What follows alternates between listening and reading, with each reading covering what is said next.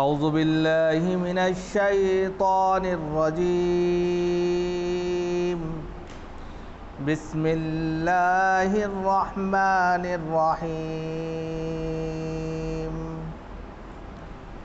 القارعۃ ما القارعۃ وما ادراک ما القارعۃ یوم یکون الناس کالفراش المبثوث وتكون الجبال كالعهن المنفوش فأما من ثقلت موازينه فهو في عيشة راضية وأما من خفت موازينه فأمه هاوية وما أدراك ما هي نار حامية صدق الله العظيم۔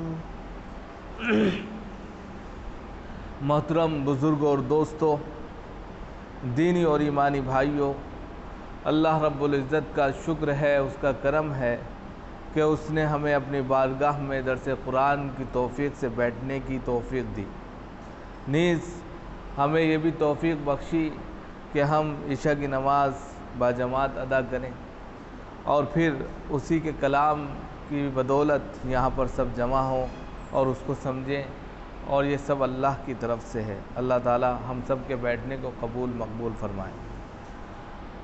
حضرات، آج آپ کے سامنے سورۃ القاریہ مکیہ کی تلاوت کی گئی ہے۔ سب سے پہلے اس کا ترجمہ آپ کے سامنے پیش کیا جا رہا ہے اور پھر اس کی تفسیر بیان کی جائے گی۔ القاریہ، القاریہ کا مطلب ہوتا ہے کھٹکھٹانا۔ القاریہ کا مطلب ہوتا ہے کھٹکھٹانا، تو کھٹکھٹانے والی، القاریہ کھٹکھٹانے والی۔ پھر مزید تاکید کے لیے پوچھا مل قاریہ، کھٹکھٹانے والی کیا چیز، کیا ہے کھٹکھٹانے والی؟ پھر اس کے بعد مزید اور تاکید پیدا کرنے کے لیے کہا وما ادراک ما القاریہ، کیا آپ جانتے بھی ہیں کھٹکھٹانے والی چیز کیا ہے؟ تین باتیں ہو گئیں۔ پھر اس کا اب جواب آ رہا ہے کہ کھٹکھٹانے والی چیز کیا ہے، اس کا جواب یہاں پر دے رہے ہیں۔ یوم یکون الناس کالفراش المبثوث، جس دن لوگ کہہ سکتے ہیں کہ پروانوں کی طرح ہو جائیں گے، جس دن لوگ بالکل پراگندہ پروانوں کی طرح ہوتے چلے جائیں گے۔ وَتَكُونُ الْجِبَالُ كَالْعِهْنِ الْمَنفُوشِ، اور یہ اس کا دوسرا ورژن یعنی کہ ام القاریہ کا، اور پہاڑ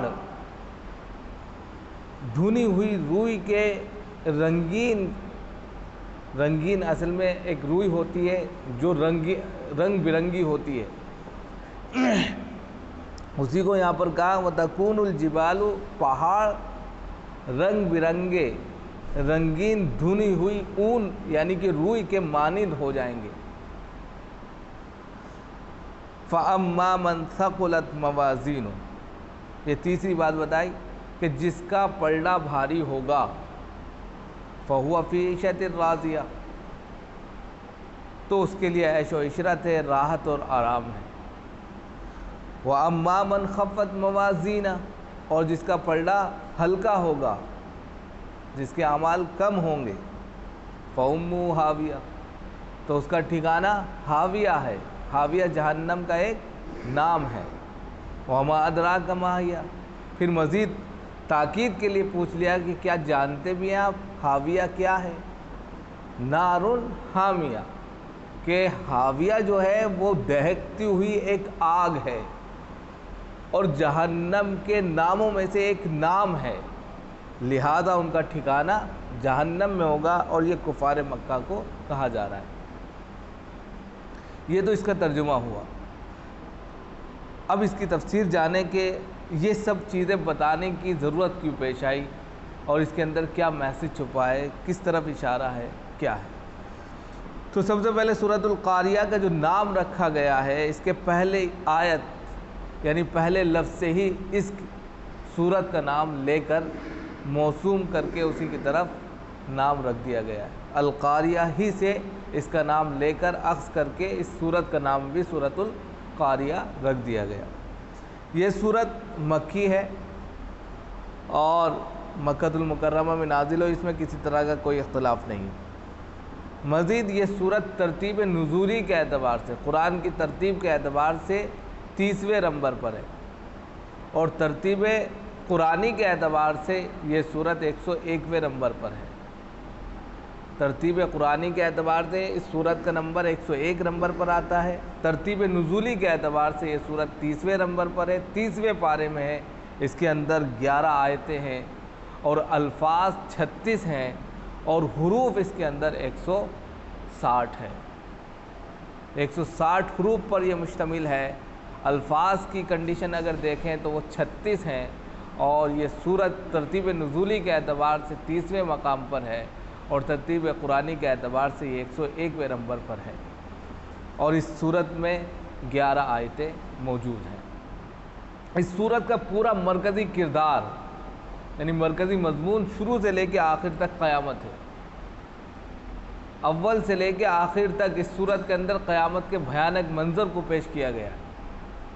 کھٹکھٹانے کا مطلب ہی قیامت ہے، جو دل میں کھٹکھٹ پیدا کر دے، گھبراہٹ ڈال دے، جو دل کی دھڑکنوں کو تیز کر دے، جس کے اندر گھڑگھڑاہٹ بھی ہو، ہر وہ چیز جو دل کی بے چینی کو اور تیز سے تیز تر کرتی چلی جائے، تو وہ قیامت کا بھیانک منظر کو پیش کرنے کے لیے کافی ہے۔ لہٰذا یہاں پر اول سے لے کے آخر تک جو کچھ بھی اس سورت کے اندر بیان کیا گیا ہے، پورا کا پورا مرکزی کردار قیامت کا ہے۔ اس کے اندر آپ دیکھیں گے شروع کی 3 آیتوں کے اندر قاریہ کو تاکید در تاکید پیش کیا گیا ہے، یعنی قیامت کے اس بھیانک منظر کو تاکید کے ذریعے پیش کیا گیا، تاکہ لوگ سمجھ سکیں کہ دل کی دھڑکنیں جب تیز ہوں گی یا قیامت کا جب تذکرہ ہوگا تو وہ تذکرہ ایسا ہی نہیں ہوگا، بلکہ اس میں ایسی کیفیتیں بنتی چلی جائیں گی کہ انسان اس کو برداشت نہیں کر سکتا، اور جب برداشت نہیں کر سکتا تو اس کی صورتحال کیا ہوگی، اس کی صورتحال کیا ہوگی اس کو بھی یہاں پر بتایا، اور جواب میں یوم تکون الناس کالفراش المبثوث، بکھرے ہوئے پروانوں کی طرح، یعنی وہ دن بکھرے ہوئے پروانوں کی طرح ہوگا۔ آپ نے دیکھا ہوگا پرندے جو ہوتے پروانے، برسات ہوتی ہے، آگ جلتی ہے، پروانے در پروانے آتے چلے جاتے ہیں اور اپنی جانیں دے کر جان آفری کے سپر کرتے چلے جاتے ہیں۔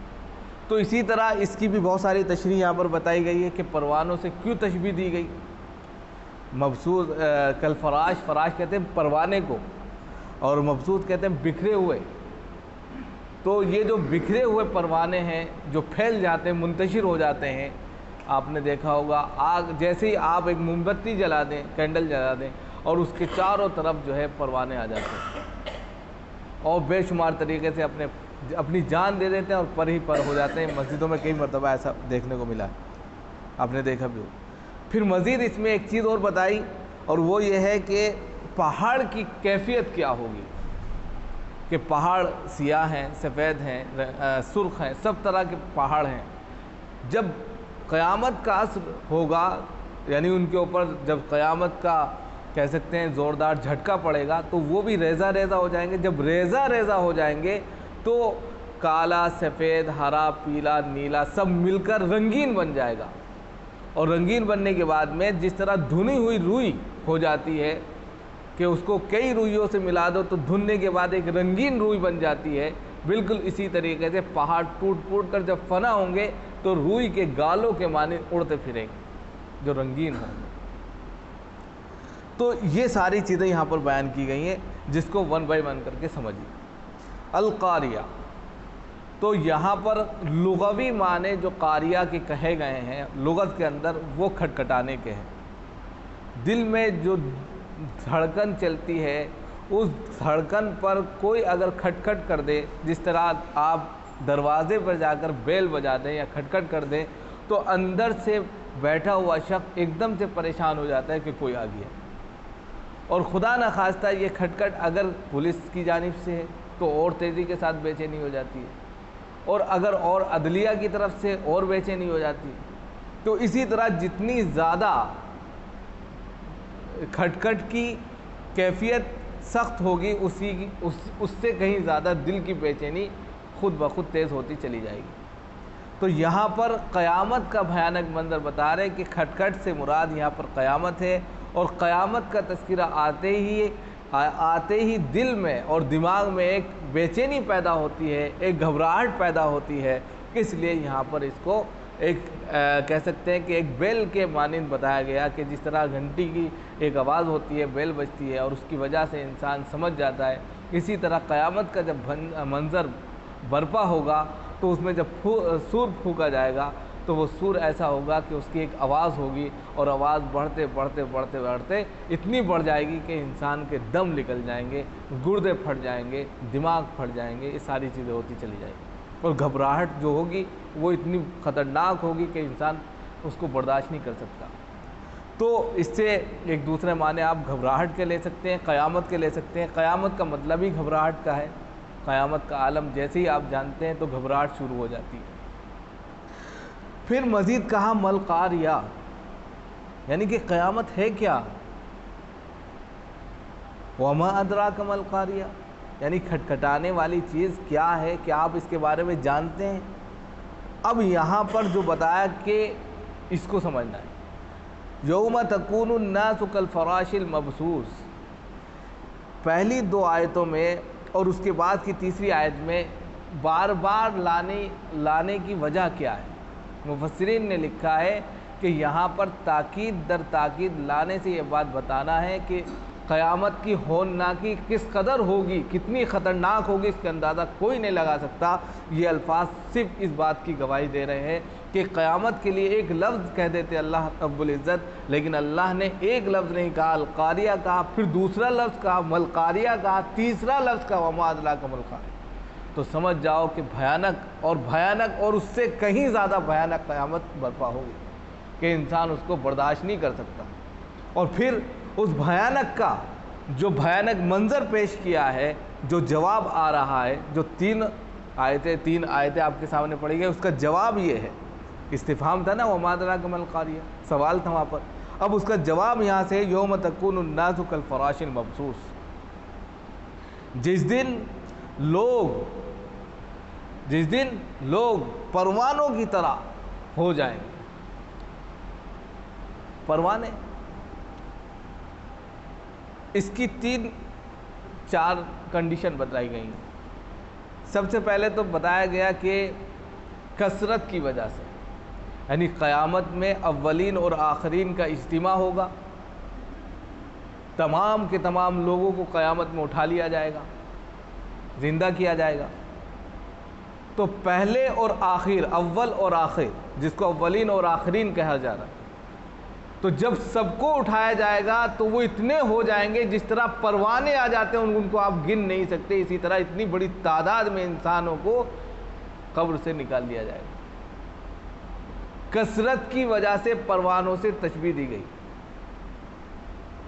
کہ جس طرح پروانوں کی بے شمار کثرت ہوتی ہے شمع جب جلتی ہے، اسی طریقے سے قیامت کے بھیانک منظر میں جو ہے انسانوں کی کثرت ہوگی جس کا کوئی اندازہ نہیں لگایا جا سکتا۔ دوسری اس کی تشریح جو کی گئی ہے وہ ہے ضعف سے، کمزوری سے، کہ پروانہ جو ہوتا ہے بڑا کمزور ہوتا ہے، اس کے اندر طاقت اور قوت نہیں ہوتی، چند چکر لگانے کے بعد آ کر اپنی روشنی پر وہیں جا کر دم توڑ دیتا ہے۔ اب انسانوں کی یہ کیفیت بتا دی کہ انسان لاکھ اپنے کو طاقتور، مضبوط اور ہر اعتبار سے صحت مند سمجھ لے، لیکن اس کا جو آخری حال ہوگا وہ اس پروانے کی طرح ہوگا جو بہت ہی زیادہ کمزور ہے، اس کی کوئی حیثیت نہیں رہے گی۔ انسان ہٹا کٹا ہوتا ہے، اور ایک وقت میں ایسا بھی ہو جاتا ہے کہ وہ خود محتاج ہوتا ہے کہ، اور یہ دیکھنے کو بخوبی ہمیں ملتا ہے۔ اور جب قیامت کا بھیانک منظر ہوگا، جی اٹھائے جائیں گے، تو اس وقت پروانے جس طرح کمزور ہوتے ہیں اس سے کہیں زیادہ انسان کمزور ہوگا اپنے اعمال وغیرہ کی بنیاد پر۔ تیسری اس کی بات جو بتائی گئی ہے وہ یہ ہے کہ بے چینی کے اعتبار سے، بے قراری کے اعتبار سے، کہ برسات ہوتی ہے، برسات کے بعد پروانوں کے اندر ایک بے چینی، ایک آگ، یا کہہ سکتے ہیں کہ نیچے سے جہاں وہ رہتے ہیں یا جن بلوں میں وہ دبے رہتے ہیں وہاں اتنی بے قراری ہو جاتی ہے، اوپر سے بارش، نیچے سے گرمی، کہ جس کی وجہ سے وہ بے قراری میں نکل پڑتے ہیں، اور نکلنے کے بعد میں پھر وہ اپنی جان کو جان نہیں سمجھتے اور جان کو جان آفری کے سپرد کر دیتے ہیں۔ نہ وہ روشنی کو روشنی جانتے، نہ وہ جو ہے آگ کو آگ جانتے، بس کسی طرح وہ اس بے چینی سے، جس بے چینی میں وہ نیچے دب رہے ہوتے ہیں، اس سے نکل کر باہر جانا چاہتے ہیں۔ اسی طرح قیامت میں انسانوں کا حال ہوگا کہ انسان بے چینی میں، بے قراری میں، اضطراب کی کیفیت میں ادھر سے ادھر بھاگے گا، اور جس کو قیامت کے منظر میں کھینچا بھی ہے، بہت بہترین منظر، یوم یفر المرء من اخیہ وامہ وابیہ وصاحبتہ وبنیہ، کہ جس دن بھائی بھائی سے جدا ہوگا، بیٹی ماں سے بھاگے گی، باپ بیٹے سے الگ تھلگ ہوگا، شوہر اپنی بیوی سے کوسوں دور ہوگا، یہ سب بے چینی کے عالم ہی میں تو ہوگا، سب وہیں ہوں گے، لیکن ایک دوسرے کو کوئی نہیں پہچان رہا ہوگا، بے قراری، اضطراب کی کیفیت ایسی ہوگی، ایک دوسرے سے سب لپک رہے ہوں گے، بھاگ رہے ہوں گے۔ تیسری چیز بتائی گئی۔ چوتھی چیز جو بتائی گئی وہ اعتماد کے لیے بتائی گئی، آگ کے لیے بتائی گئی، یعنی کہ پروانہ جو ہوتا ہے وہ آگ پر آ کر اپنی جان دے دیتا ہے۔ تو یہ چوتھی جو کنڈیشن ہے وہ ہے کفار مکہ کے لیے یا کفار عام کافروں کے لیے، کہ جس طریقے سے پروانہ اپنی آخری کنڈیشن میں آ کر آگ کے سامنے اپنے آپ کو سرنڈر کر دیتا ہے، گرا دیتا ہے، اسی طریقے سے انسان بھی اگر اس کے اچھے عمل نہیں ہوں گے، اچھے کام نہیں ہوں گے، اس کو بھی جہنم میں پھینک دیا جائے گا۔ یہ چار تفسیریں اور بھی بہت ہیں، لیکن یہ معتبر تھی، یہ ہم نے آپ کے سامنے رکھی۔ مفتی تقی عثمانی صاحب نے اس کو مینشن کیا ہے اپنی کتاب میں۔ تو یہ چار چیزیں یہاں پر بیان کی گئی یوم یکون الناس کالفراش المبثوث سے، یہ اس کا ایک حال بیان کیا گیا ہے۔ قیامت کا یہاں پر پہلا حال بیان کیا گیا جو چار کنڈیشن سے آپ کے سامنے رکھا گیا۔ دوسرا حال آ رہا ہے کہ دوسرا حال قیامت میں کیا ہوگا اس کو جانیے۔ وَتَكُونُ الْجِبَالُ كَالْعِهْنِ الْمَنْفُوشِ، یہ دوسرا حال ہے قیامت کا، کہ جس دن پہاڑ جو ہوں گے وہ رنگین دھنی ہوئی روئی کے مانند اڑتے پھریں گے۔ پہاڑ بہت سارے ہیں، میں نے ابھی آپ کے سامنے بتایا، کوئی پہاڑ سیاہ ہے، پتھریلی ہے، کوئی پہاڑ جو ہے سفید ہے، کوئی کالا ہے، کوئی جو ہے سرخ ہے، کوئی آگ کا پہاڑ ہے، کوئی الگ الگ طرح کے پہاڑ ہیں۔ لیکن قیامت کی جب بجلی ان پر گرے گی تو یہ پہاڑ نہیں رہیں گے، بلکہ ریزہ ریزہ ہو کر جس طرح دنیا روئی کو دھنتا ہے اور اس کے ایک ایک پارٹ کو بالکل اس طریقے سے بورا بورا کر دیتا ہے، بالکل اس کو پھسپھسا کر دیتا ہے، اسی طریقے سے پہاڑ بھی ریزہ ریزہ ہو جائیں گے۔ نیز رنگین کہنے کی جو بات آئی وہ صرف اس بنیاد پر کہ وہ کالے، سفید اور یہ سب مل کر جو ہے رنگین دھنی ہوئی روئی کے مانند ہو جائیں گے۔ اب بتائیے پہاڑ کتنے بڑے ہیں؟ کہتے ہیں کہ زمین کا سنتولن جو ہے، زمین کی جو کہہ سکتے ہیں سطح ہے، انہی کی وجہ سے قرار دی گئی ہے، اور پہاڑ نے چاروں طرف سے اس کو جو ہے مینٹین کر رکھا ہے، بیلنس بنا رکھا ہے۔ پہاڑ ہی ٹوٹ گئے اس کا تو وجود ہی ویسے ختم ہو جائے گا۔ زمین کا، زمین جو ٹکی ہوئی ہے پہاڑوں پر ٹکی ہوئی ہے، لہذا پہاڑوں سے دوسری تشبیہ یہیں سے کنایہ لے لیا کہ جب پہاڑ ہی نہیں رہیں گے تو یہ دنیا تو ویسے ہی تحت نحس ہے۔ آپ یہ بیلنس بنا ہوا ہے تو یہ ٹکا ہوا ہے، یہی نہ رہے تو یہ کہاں ٹک جائے؟ لہذا اس بیلنس ہی کو ختم کر دیا جائے گا تو پھر یہ دنیا تو خود بخود اس کے سامنے ٹوٹ پھوٹ کر فنا ہو جائے گی۔ دوسری حالت قیامت کی بتائی، اس کے بعد میں تیسری حالت بیان کر رہے ہیں، فَأَمَّا مَنْ ثَقُلَتْ مَوَازِينُهُ، کہ جس کا پلڑا یعنی کہ جس کی میزان جو ہے بھاری ہوگی، جس کے اعمال اچھے ہوں گے، نیک ہوں گے، جس کا پلڑا بھاری ہوگا، فَهُوَ فِي عِيشَةٍ رَاضِيَةٍ، تو اس کے لیے جنت میں جو ہے عیش و آرام ہے، راحت ہے، اس کے لیے وہ تمام فراوانی ہے جو وہ چاہتا ہے، جس کا وہ خیال کرتا ہے، لیکن اعمال اچھے ہونے چاہیے، نیک کام ہونے چاہیے۔ فَأَمَّا مَنْ ثَقُلَتْ، یعنی کہ وہاں پر دراصل میزان تولی جائے گی، اعمال تولے جائیں گے، وہاں پر گنے نہیں جائیں گے۔ ہم دنیا میں کیا کرتے ہیں کہ چیز گن کے دیتے ہیں، گن کر نہیں دینا چاہیے۔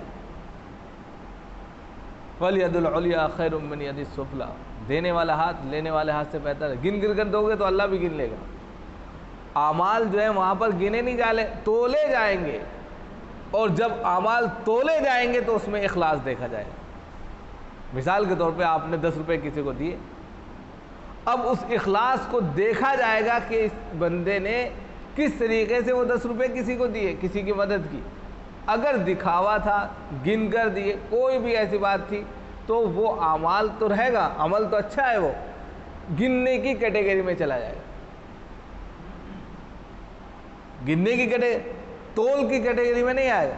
اور اگر خلوص کے ساتھ ہے تو تول میں وہ وزنی ہو جائے گا خود بخود۔ اسی لیے کہا جاتا ہے کہ جو بھی کام ایسا کریں جو اللہ کی رضا اور اس کی خوشنودی کے لیے ہو، تو وہ کام جتنا آپ گپت طریقے سے کرتے ہیں وہ اللہ کو بڑا محبوب ہے، اس لیے کہ آپ کا اور اللہ کا پھر تعلق ہونا چاہیے اس سے۔ تو اسی کو کہا فَأَمَّا مَنْ ثَقُلَتْ، جس کی میزان، جس کے ترازو، جس کا پلڑا بھاری ہوگا، فَهُوَ فِي عِيشَةٍ رَاضِيَةٍ، تو پھر اس کے لیے جنت میں راحت ہے، آرام ہے، عیش و عشرت ہے۔ یہ ایک کنڈیشن بتا دی۔ چوتھی کنڈیشن بتا رہے ہیں، تیسری تھی ہے وَأَمَّا مَنْ خَفَّتْ مَوَازِينُهُ، اور جس کا پلڑا ہلکا ہوگا، اعمال ہوں گے ہی نہیں جس کے پاس۔ اب اس میں یہ بھی ہے کسی کے اعمال کم ہوں گے، کسی کے زیادہ ہوں گے، کسی کے ایسے ہوں گے کہ کسی کی برائیاں زیادہ ہوں گی، کسی کی نیکیاں زیادہ ہوں گی۔ اب وہاں پر ہر چیز کا حساب ہوگا۔ اگر آپ کی نیکیاں زیادہ ہیں لیکن آپ نے بہت سے لوگوں کا دل دکھایا ہے، تو اس کی آپ کی نیکی اس کو دے دی جائیں گی۔ آپ کے پاس نیکیاں ہی نہیں ہیں تو اس کے گناہ پر لاد دی جائیں گے۔ وہاں بالکل حساب بالکل برابر سرابر ہوگا۔ تو یہ کہا یہاں پر وَأَمَّا مَنْ خَفَّتْ، اگر پلڑا ہلکا ہے، اگر میزان اور ترازو میں اعمال نہیں ہے بلکہ پھسپھسا ہے، فَأُمُّهُ هَاوِيَةٌ، تو اس کا ٹھکانہ ہاویہ ہے۔ کا لفظ یہاں پر استعمال کیا، کہتے ہیں ماں کو، اصل کو، جڑ کو۔ جس طرح بیٹا بچہ اپنی ماں سے چمٹا رہتا ہے، بس اسی طریقے سے ان کا ٹھکانہ جو ہوگا وہ ہاویہ ہوگا۔ جن کے اعمال کچھ بھی نہیں ہوں گے، جن کے نام اعمال میں کوئی نیکی نہیں ہوگی، ان کا ٹھکانہ ہاویہ ہوگا، اور ہاویہ گڈھے کو کہتے ہیں۔ اور یہ جہنم کا ایک نام ہے جو آگے آ رہا ہے، وَمَا أَدْرَاكَ مَا هِيَ، مزید تاکید کے لیے اور مزید اس کی بھیانک ہولناکی کو بیان کرنے کے لیے پھر سوال کر دیا، جیسے کہ وَمَا أَدْرَاكَ مَا الْقَارِعَۃُ میں کیا تھا کہ وَمَا أَدْرَاكَ مَا هِيَ، کہ آپ جانتے بھی ہیں ہاویہ کیا ہے۔ ہاویہ کا اصل معنی آتا ہے گڈھے کے، اور یہ جہنم کے گڈھوں میں سے ایک گڈھے کا نام ہے۔ اور پھر اس کی مزید قرآن نے جو تشریح کی ہے، نارٌ حامیہ، بھڑکتی ہوئی جلتی ہوئی آگ کو کہتے ہیں ہاویہ، یعنی کہ وہ گڈھا ایسا ہوگا جس میں آگ جل رہی ہوگی، دہک رہی ہوگی، اس آگ میں اس کو پھینک دیا جائے گا۔ اس لیے اس میں اول سے لے کے آخر تک پورا بیان قیامت کا تھا، قیامت کی چند چیزوں کا بیان تھا۔ لہذا انسان کو اس طرف بہت زیادہ توجہ کرنی چاہیے کہ ہمارے جو بھی اعمال ہیں وہ اعمال اللہ کی خوشنودی کے لیے ہوں، اور نیک عمل کرنا چاہیے جس کے اندر اخلاص ہو۔ اخلاص کی بنیاد پر خود بخود جو پلڑا ہوگا، جب اعمال کو تولا جائے گا، انما الاعمال بالنیات، اعمال کا دار و مدار نیتوں پر ہے، جب وہاں پر عمل تولے جائیں گے تو وہ اخلاص کی بنیاد پر آگے بڑھ جائے گا۔ اور اگر اخلاص نہیں ہوگا تو پھر گننے کی کیٹیگری میں جائیں گے، اور گننے میں اعمال جو ہے کم ہو جائیں گے۔ اس لیے جب بھی کوئی عمل کریں اللہ کی خوشنودی کے لیے اس کے اندر اخلاص رکھیں، اور اخلاص کے ساتھ میں جب کام کریں تو خود بخود اعمال میں عمل جو نیک ہوں گے وہ زیادہ ہوں گے، تو اس کی بنیاد پر بیڑا پار ہوگا۔ اللہ تعالی ہم سب کو عمل کی توفیق ونصیب فرمائے۔ سبحان اللہ بحمدہ، سبحانک اللہ بحمدک، ونشہد ان لا الہ الا انت، نستغفرک ونتوب الیک۔ سبحان ربک رب العزۃ عما یصفون۔